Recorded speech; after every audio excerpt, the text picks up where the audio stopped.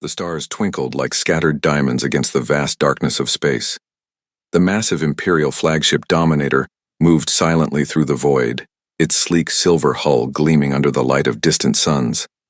On the command bridge, Admiral Toll stood with his forearms clasped behind his back, his scaled skin reflecting the blue glow of the control panels. "How much longer until we reach this Earth?" he asked, the word sounding strange on his forked tongue. 3 hours. "Admiral," replied Commander Mox, tapping on a transparent screen. "Our scout ships have already entered their solar system and report minimal defensive capabilities." Admiral Toole nodded, his yellow eyes narrowing. The Emperor had sent him on many first contact missions before, but this one seemed hardly worth his time. These humans had barely managed to reach their own moon. Their technology was primitive, and their planet was divided into competing factions. They would be easy to bring into the Empire. "Prepare the standard intimidation formation," ordered Admiral Toole. "Let's show these primitives what real space power looks like." Behind the Dominator, 20 warships arranged themselves in perfect formation. Each one could destroy an entire city from orbit. The display of force had worked on hundreds of other species. It would work on humans too. As the Imperial fleet approached Earth, they detected unusual activity. The humans had noticed them coming and were scrambling their own vessels. Tiny, clumsy things powered by chemical rockets. Admiral Toole almost laughed at the sight of them on the view screen. "Look at those primitive ships," sneered Commander Mox. "They use combustion engines. How have they not blown themselves up yet?" "Remember, Commander, we were all primitive once," said Admiral Toole, though he couldn't hide his smile. "Open communication channels. Let's see if they can at least talk properly." The main screen flickered, and a human face appeared. It belonged to General Tom, head of Earth's Unified Defense Command. His expression was calm, which surprised Admiral Toole. Most species showed fear when facing the Imperial fleet for the first time. "Unknown vessels, this is Earth Defense Command. You have entered restricted space. Identify yourselves and state your purpose." Admiral Toole stepped forward, drawing himself up to his full height, nearly 8 feet tall. "I am Admiral Toole of the Galactic Empire. Your planet has been noticed by Emperor Drac, ruler of 1,000 worlds. We come to offer you the opportunity to join our glorious empire as a protected territory." General Tom's expression didn't change. "And if we're not interested in this opportunity?" The question took Admiral Toole by surprise. Most species begged to join the Empire after seeing their fleet. "Then we would be forced to demonstrate the benefits of our protection," said Admiral Toole, his voice growing colder. "Your world faces many dangers in this galaxy. It would be unfortunate if you had to face them alone." General Tom nodded slowly. "I see. Let me be clear, Admiral. Earth is not interested in becoming anyone's protected territory. We welcome peaceful relations with other civilizations, but we will defend our independence." Commander Mox couldn't contain his laughter. "Defend? With what? Those metal cans you call spaceships?" Admiral Tolle raised a hand to silence his subordinate, but the damage was done. General Tom's eyes hardened. "We may not have your advanced technology, Admiral, but humans have something your empire seems to lack: respect for others. I suggest you reconsider your approach." The communication ended abruptly, leaving Admiral Toole staring at a blank screen. For a moment he felt a flicker of unease. Most species submitted immediately. These humans were either very brave or very foolish. "They cut the transmission," exclaimed Commander Mox. "The primitives dare to disrespect the Empire." "Send a scout. Ship closer to their orbital stations," ordered Admiral Toole. "Let's see how they react to a closer look at our technology." One of the smaller Imperial ships broke formation and moved toward Earth's orbit, where several space stations and satellites floated. As it approached, sensors detected increased activity from Earth. "Admiral, the humans are launching something," reported the sensor officer. "It appears to be a small vessel of some kind, primitive design but moving at surprising speed." On the view screen, they watched as a human ship approached their scout vessel. It was small, perhaps 1/10 the size of the Imperial Scout, with a boxy design that looked hastily assembled. "Are they trying to attack us?" Commander Mox laughed. With that, Admiral Toole wasn't laughing. Something felt wrong. Order our scout ship to maintain distance. But it was too late. The human vessel suddenly accelerated, moving with unexpected agility. It approached the Imperial scout ship and seemed to attach itself to its hull. "What are they doing?" Admiral Toole demanded. Before anyone could answer, a bright flash appeared on the screen. When it cleared, the Imperial scout ship was drifting, its systems offline. The human vessel had detached and was quickly retreating back to Earth. "Impossible!" shouted Commander Mox. "They disabled an Imperial ship? How?" Admiral Toole stared at the screen in disbelief. "Analysis. What happened to our scout ship?" "It appears to be an electromagnetic pulse weapon, Admiral," said the science officer after a moment. "Simple technology but effectively deployed. Our scout ship systems are rebooting now." Admiral Toole felt a cold feeling in his stomach. No newly discovered species had ever damaged an Imperial vessel during first contact. It was unheard of. "Admiral, we're receiving a transmission from Earth again," said the communications officer. General Tom's face appeared on screen once more. "That was a warning shot, Admiral. We prefer peace, but we are prepared for the alternative. You have 24 hours to leave our solar system." As the transmission ended, Admiral Toole stood in stunned silence. These humans were not like other species. They showed no fear. They had actually fought back and succeeded. "Recall all ships," he finally ordered. "We need to report this to the Emperor. These humans are unusual." As the Imperial fleet retreated to a safe distance, Admiral Toole gazed at the blue planet on the view screen. For the first time in his long career, he felt uncertain. The Empire had encountered thousands of species, but none quite like these humans. "This isn't over," he murmured. "The Empire doesn't tolerate resistance. We'll be back, humans, and next time we won't underestimate you." Little did he know that the Empire's worst nightmare was just beginning. 3 months had passed since the embarrassing first contact with Earth. The Imperial Council chambers buzzed with tension as Admiral Toole stood before Emperor Drac, explaining what had happened for the 20th time. "And you're certain their technology was primitive?" asked Emperor Drac, his massive form looming on the throne. His skin shimmered with bioluminescent patterns that pulsed with his irritation. "Yes, Emperor. They still use combustion engines and chemical rockets. Their disabling of our scout ship was likely a lucky strike," Admiral Toole replied, trying to sound confident despite his doubt. Emperor Drac's eyes narrowed. "Then we shall send a proper greeting force. Show these humans what it means to defy the Empire." Before Admiral Toole could respond, a junior officer burst into the chambers, breaking all protocol. "Forgive me, Emperor," he gasped, dropping to his knees. "Long-range sensors have detected something entering our controlled space in Sector 7. "What is it?" demanded the Emperor. "It appears to be a human ship, sir." A wave of laughter rippled through the council chamber. One small human ship was hardly a threat. "And this required interrupting our council?" Emperor Drac asked coldly. The officer trembled. "Sir, the ship is massive, nearly the size of our largest battlecruiser, and the energy reading, they're off the charts." The laughter died instantly. "Impossible," whispered Admiral Toole. "They were just figuring out how to reach their own moon." Emperor Drac rose from his throne. "Captain Ven." A tall, slender figure stepped forward from the shadows. Captain Ven was known throughout the Empire as their best strategist, with metallic implants covering half his face, enhancing his already impressive mental abilities. "Take your battle group to intercept this human vessel. Determine if it truly is from Earth, and if so, how they've advanced so quickly." Captain Ven bowed low. "As you command, Emperor." The Imperial battle group dropped out of faster-than-light travel near the edge of Sector 7. 5 sleek warships arranged themselves in attack formation, their weapons systems powered and ready.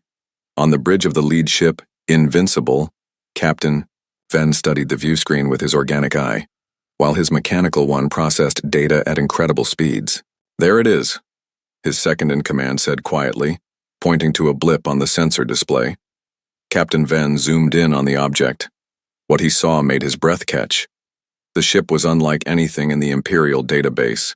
It was massive, nearly as large as their largest battlecruiser, but with a completely different design philosophy. Where Imperial ships were sleek and elegant, this vessel was blocky and overbuilt. with thick armor plating and what appeared to be multiple redundant systems. "That can't be a human warship," Captain Venn said, his voice barely above a whisper. "Is that possible?" "Sir, they're hailing us," the communications officer reported. "On screen," ordered Captain Venn, straightening his uniform. The view screen flickered and a human face appeared. He wore a simple dark uniform with minimal decorations. "This is Captain Jack of the Earth vessel Defiance. We come in peace and request diplomatic talks with the Galactic Empire." Captain Venn studied the human carefully. "This is Captain Venn of the Imperial Defense Fleet. Your ship's capabilities exceed our intelligence reports on human technology. Explain yourselves." Captain Jack smiled slightly. "Captain, we've been watching the stars for centuries. Did you really think we would announce all our capabilities to the first aliens who arrived? You're claiming this level of advancement was hidden when we first contacted Earth?" Captain Venn asked incredulously. "Not hidden, just not displayed. Your Admiral tool didn't exactly make a good first impression." Captain Venn's tactical mind raced. If the humans had deceived them about their technology, what else had they hidden? "Sir," his science officer whispered urgently, "our scans show their power source is some form of controlled fusion, but it's using principles our scientists believed were theoretically impossible to stabilize." Captain Venn kept his face neutral.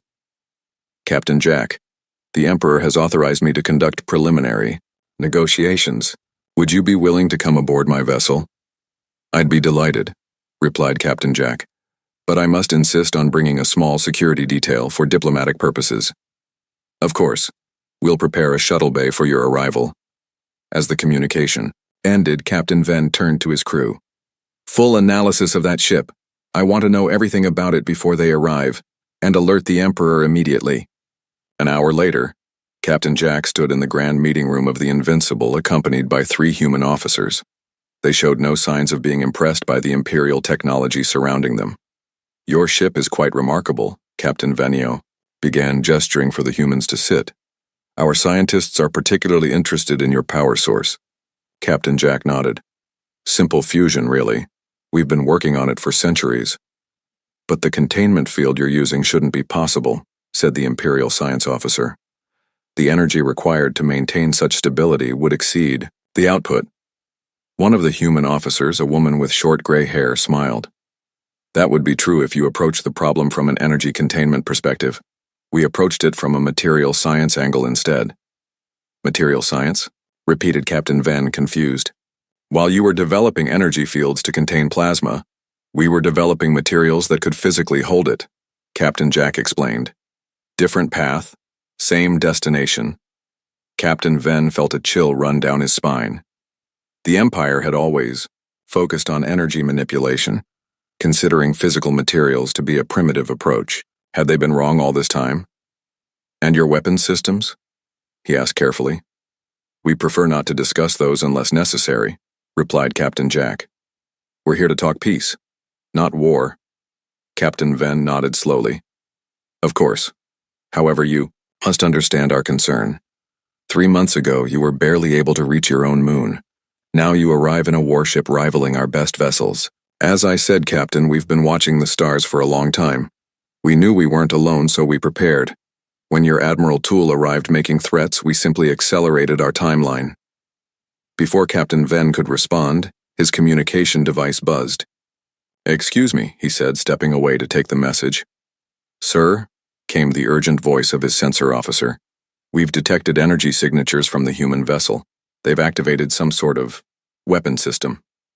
Captain Venn glanced back at the humans who were calmly waiting, showing no signs of hostility. "Are they targeting us?" he whispered. "No, sir. But the energy output it's off the charts. Whatever they're powering up could potentially disable our entire battle group." Captain Venn returned to the table, his face carefully composed. "Captain Jack, our sensors indicate your ship has activated weapon systems. Care to explain?" Captain Jack's expression didn't change. "Just a precaution, Captain. Your Emperor has dispatched another fleet to our location. They'll arrive within the hour. We wanted to be prepared, just in case diplomacy fails." Captain Venn felt his heart racing. How had the humans detected the reinforcements? Even more concerning, how had they built such advanced sensor technology? "I assure you there's no need for weapons," Captain Venn said, trying to keep his voice steady. The Emperor merely wishes to ensure these talks proceed smoothly. Of course, said Captain Jack with a smile that didn't reach his eyes. Then we'll continue our discussion. Now, about establishing formal diplomatic relations between Earth and your empire. As the talks proceeded, Captain Ven couldn't shake the feeling that everything the Empire thought they knew about humans was wrong, and that realization terrified him more than any weapon ever could. The Grand Imperial Council chamber fell silent as Captain Ven finished his report about the human vessel, Defiance. Even Emperor Drac seemed shaken, his luminescent patterns pulsing erratically across his massive form. You mean to tell me, the Emperor said slowly, that these humans have achieved controlled fusion using material containment rather than energy fields? Captain Ven nodded, his cybernetic eye whirring as it projected data onto the large screen behind him. Yes, Emperor, and that's just the beginning. Their approach to technology is fundamentally different from ours. Admiral Tool stepped forward, his scales now a pale yellow from stress. Different how? Where we pursue elegant solutions with minimal components, they build redundant, over-engineered systems, Captain Ven explained. Where we refine and perfect, they iterate and improvise. Most importantly, they've developed along technological paths we abandoned centuries ago, seeing them as inefficient. The council chamber erupted in murmurs. The Empire had always prided itself on elegant technological solutions, systems that worked with perfect efficiency and minimal waste. The idea that a species would deliberately choose a different path seemed almost offensive. Emperor Drac raised a hand for silence. Bring in the human delegates, I wish to hear this from them directly. Minutes later, Captain Jack and his team were escorted into the chamber. They showed no signs of intimidation despite being surrounded by the Empire's most powerful leaders. Captain Jack of Earth, Emperor Drac's voice boomed across the chamber. Your ship has caused quite a stir among my advisors. We find ourselves curious about human technology. Captain Jack bowed slightly. We are happy to explain, Emperor, though I should warn you that I'm a soldier, not a scientist. Dr. Anna here would be better suited to answer technical questions. The woman with gray hair stepped forward. Perhaps I can clarify some misconceptions. When we detected your scout ships approaching our solar system months ago, we realized we needed to accelerate our plans. You knew we were coming? Admiral Tool asked, surprised. Dr. Anna smiled. We've been watching the stars for centuries. Our telescopes detected your ships long before you entered our system. Impossible, snorted the Imperial Science Advisor. Your technology couldn't possibly. Actually, Dr. Anna interrupted politely. While our space travel technology was indeed limited, our observational equipment is quite advanced. We've been studying the universe from our planet's surface for hundreds of years. She tapped a small device on her wrist, and a holographic display appeared in the center of the room. It showed what appeared to be the internal workings of the Defiance. The fundamental difference in our approach is this, she explained. Your empire builds ships like fine jewelry, precise, elegant, minimal. We build ships like fortresses, redundant, robust, over-engineered. The hologram zoomed in on the ship's power core. Take our fusion reactor. You contain plasma with energy fields, which is elegant but vulnerable to power fluctuations. We contain it with layers of specially developed materials that can physically withstand the heat and pressure. But that's so inefficient, protested the science advisor. Inefficient but reliable, countered Dr. Anna. If your energy field fails, your reactor fails. If one of our containment layers fails, we have 5 more backups. Emperor Drac leaned forward on his throne, genuinely intrigued. And this philosophy extends to all your systems? Yes, said Captain Jack, stepping forward again. Our ships don't have a single computer core. They have dozens of smaller ones that can take over, if others fail. We don't have one power distribution system. We have 6 separate grids. It's not elegant, but it's hard to kill. The hologram shifted to show the ship's weapon systems, and the Imperial Council grew noticeably tense. As for our weapons, Captain, Jack continued, we focused on kinetic energy rather than energy beams. Simple physics, mass times acceleration. We fire small projectiles at nearly the speed of light. Primitive ballistic weapons? scoffed Commander Mox, who had been silent until now. Primitive concept, advanced execution, corrected Captain Jack. Each projectile mass is only a few grams, but at near light speed it carries enough energy to disable a ship of your size. The room fell silent as the implications sank in. Such weapons would bypass the Empire's sophisticated energy shields, which were designed to deflect energy weapons, not physical objects. Why reveal all this to us? Emperor Drac finally asked. Surely this gives away your tactical advantages. Captain, Jack's expression grew serious. Because we want peace, not war. Earth has no interest in conquest. We built the Defiance as a deterrent, not an invasion force. Dr. Anna added, We've been watching your empire expand for decades. We saw how you absorbed other species, sometimes peacefully, sometimes not. We decided it would be better to negotiate from a position of strength. Emperor Drac's bioluminescent patterns pulsed rapidly, a sign of deep thought among his species. And if we declined peaceful relations, if we decided your technology posed a threat to the Empire? Captain Jack's voice remained calm, but his eyes hardened. The Defiance isn't our only ship, Emperor. It's just the first one we decided to reveal. The implications hung in the air like a physical weight. If humans had been hiding this level of technological advancement, what else were they concealing? Admiral Toole's face showed shock. You're bluffing. Our scans detected no other ships of this capability in your system. Because they're not in our system, replied Captain Jack. After your first visit, we dispersed our fleet. Standard human military protocol. Never keep all your assets in one place. A junior officer rushed into the chamber, breaking protocol for the second time that day. He whispered urgently to Admiral Toole, whose scales paled even further.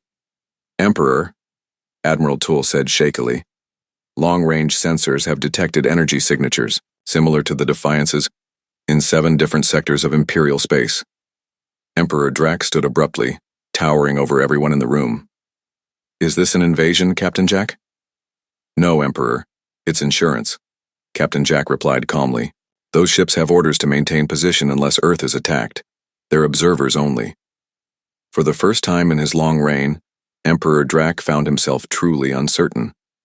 These humans had not only developed technology along paths the Empire had abandoned, but they had also deployed it throughout Imperial space without detection. I believe, the Emperor said slowly, that we should continue these diplomatic talks in a more formal setting.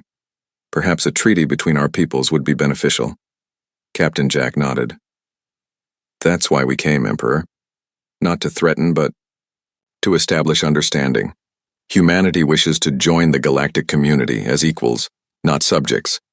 As the humans were escorted to the diplomatic wing of the Imperial Palace, Admiral Toole approached Emperor Drac. They can't possibly have the resources to build a fleet of ships like the Defiance, he whispered. It must be a bluff. Emperor Drac watched the humans leave, noting their confident stride and relaxed posture. Are you willing to risk the Empire to find out, Admiral? Because I am not. These humans are not primitive. They're dangerously innovative. And I begin to fear we've awakened something we don't fully understand. Outside the chamber, Captain Jack and Dr. Anna exchanged a subtle glance. Their gamble had worked. The Empire would negotiate now, not knowing that the Defiance was indeed their only completed warship. The other ships were merely engine cores, broadcasting similar signatures, a trick Earth's military had used for centuries to appear stronger than they were. But if all went well, they wouldn't need that trick much longer. The real fleet was already under construction back home. The Imperial War Room hummed with activity as Admiral Toole paced nervously before the massive holographic display. It showed the Defiance holding position at the edge of the Krell system, apparently waiting. The diplomatic talks have failed, Emperor Drac announced as he entered the room, his luminescent patterns pulsing deep red, a sign of anger. The humans refuse to submit to Imperial oversight. They demand recognition as an independent power. Admiral Toole bowed low. What are your orders, Emperor? Deploy the Imperial Armada. Show these upstart humans the true might of our empire. Emperor Drac commanded, his voice echoing through the chamber. 20 battlecruisers should be enough to deal with one ship, regardless of its unusual technology. Captain Venn, who stood quietly in the corner, stepped forward. With respect, Emperor, I believe we should reconsider. The humans have demonstrated capabilities we don't fully understand. Emperor Drac turned his massive head toward Captain Ven. Are you suggesting we allow a primitive species to dictate terms to the Empire? That we show weakness? Not weakness, caution, Captain Ven replied, at least until we better understand their technology. Your caution is noted, Captain, the Emperor said coldly. But the decision is made. Admiral Tool will lead the attack personally. As the Emperor left, Captain Ven approached Admiral Tool. Be careful, Admiral. Don't underestimate them again. Admiral Tool's scales flickered with annoyance. One ship against 20 of our finest battle cruisers? The odds favor us, Captain, regardless of their technology. Hours later, Admiral Tool stood on the bridge of the Imperial flagship Conqueror, leading the most impressive battle formation the Empire had assembled in decades. 20 sleek, deadly battle cruisers arranged in perfect attack formation, their energy weapons charged in shields at maximum strength. Before them floated the Defiance, alone and seemingly vulnerable. Its blocky, overbuilt design looked crude next to the elegant Imperial vessels. Open communication channels, ordered Admiral Tool. Captain Jack's face appeared on the main screen, looking remarkably calm for someone facing overwhelming odds. Captain, Jack, this is your final opportunity to surrender your vessel and submit to Imperial authority, Admiral Tool declared. Your ship is impressive, but it cannot stand against the Imperial Armada. Captain Jack smiled slightly. Admiral, we came here seeking peace. You chose war. What happens next is on your conscience, not ours. You threaten us with a single ship? Admiral Tool laughed. Your confidence borders on madness. Not confidence, mathematics, replied Captain Jack. You still don't understand what you're facing, but you will. The transmission ended abruptly. Prepare all weapons, Admiral Tool ordered. Target their propulsion systems first. I want that ship disabled, not destroyed. The 20 Imperial battlecruisers moved into attack position, surrounding the Defiance. On Admiral Tool's command, they fired simultaneously, their energy weapons creating a beautiful but deadly light show in the darkness of space. To everyone's shock, the energy beams seemed to bend around the human vessel, as if sliding off an invisible surface. What happened? Demanded Admiral Tool. Report. Sir, the weapons officer stammered. They appear to have some sort of gravitational shield. It's bending our energy weapons away from the hull. Impossible, Admiral Tool hissed. No shield technology can... Sir, the sensor officer interrupted. The human ship is powering up its weapons systems. On the view screen, they watched as panels slid open along the Defiance's hull, revealing what looked like primitive gun barrels. They're using projectile weapons in space? Admiral Tool scoffed. How primitive. The sensor officer's voice shook as he replied. Sir, those aren't ordinary projectiles. They're accelerating to near light speed. The energy readings are off the charts. Before Admiral Tool could respond, the Defiance fired. There was no beam of light, no visible energy discharge, just a silent, invisible attack that tore through. The Relentless, one of their most advanced battle cruisers. Its shields, designed to stop energy weapons, offered no protection against physical objects moving at such speeds. Evasive maneuvers, shouted Admiral Toll, his composure finally breaking. All ships scatter formation. But the Defiance was already firing again and again, each shot precisely targeted and devastatingly effective. Imperial battlecruisers, the pride of their fleet, were being disabled one by technology the Empire had dismissed as inefficient centuries ago. Sir, we've lost 6 ships already, reported the communications officer. 3 completely destroyed, 3 disabled. How? Admiral Tool demanded. How can one ship do this?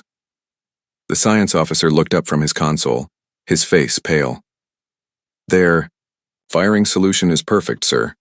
They've calculated the exact point to hit each ship to disable its primary systems with minimal damage. And their rate of fire, it's beyond anything we've ever seen.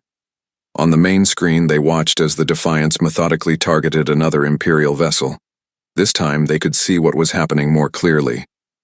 The human ship fired what appeared to be a small metal projectile, no bigger than a finger.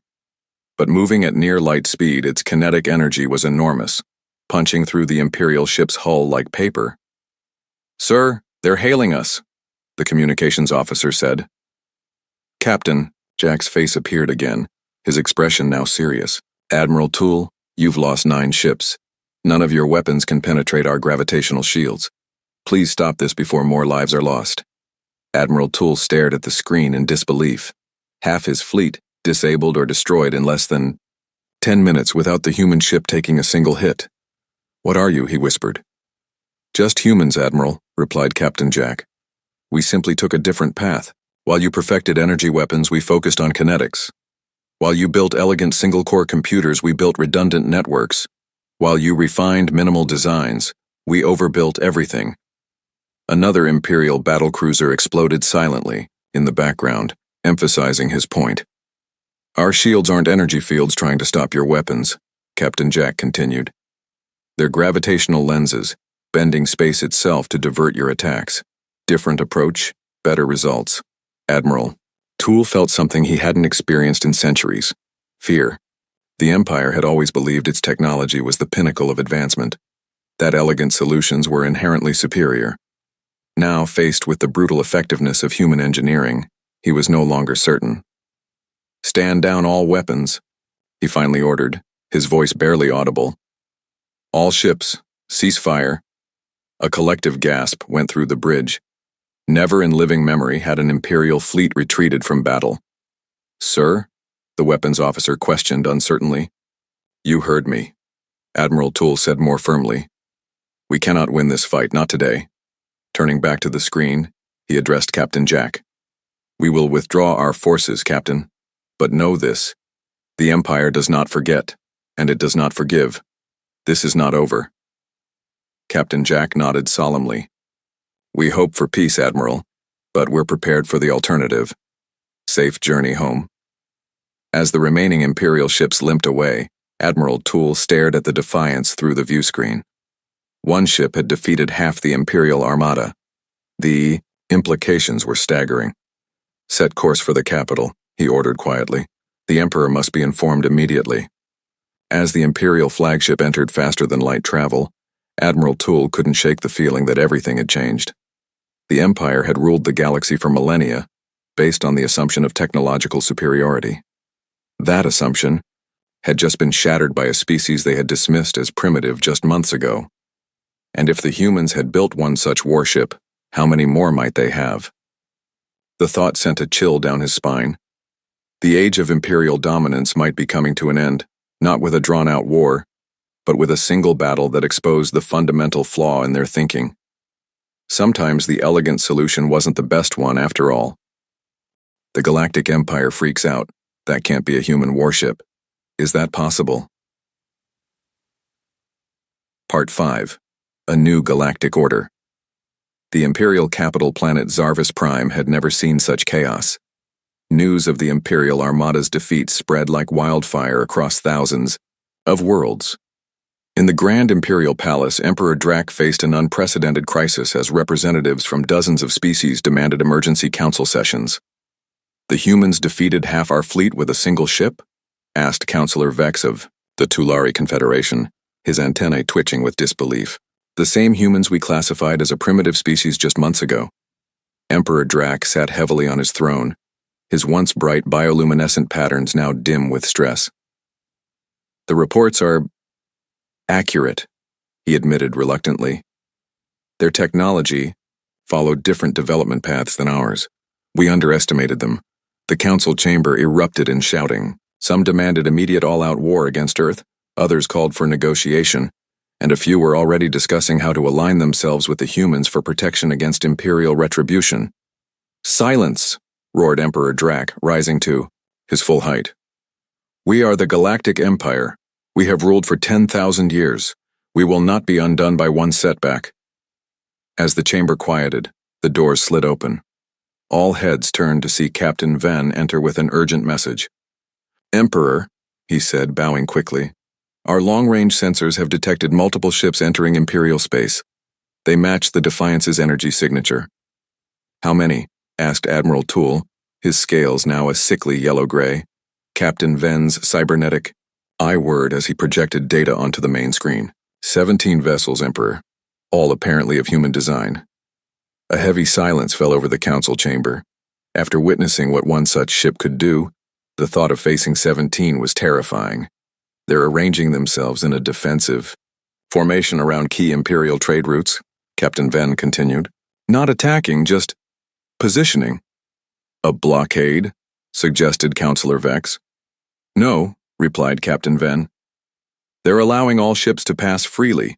They appear to be simply observing. Emperor Drax's mind raced. This was worse than an attack. It was a demonstration. The humans were showing they could deploy ships throughout Imperial space at will. They're requesting communication, Emperor, Captain Venn added. Captain Jack wishes to speak directly to the Council. Emperor Drax nodded grimly. Put him through. The main screen flickered, and Captain Jack appeared, now wearing a more formal uniform with simple insignia. Emperor Drax, honorable council members, he began with a polite nod. I hope our ship's presence hasn't caused undue alarm. They're under strict orders to maintain position and take no hostile action unless provoked.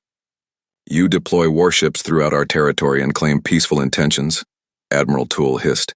This is an act of war. Captain Jack remained calm. Actually, Admiral, we consider it necessary protection for our diplomatic team.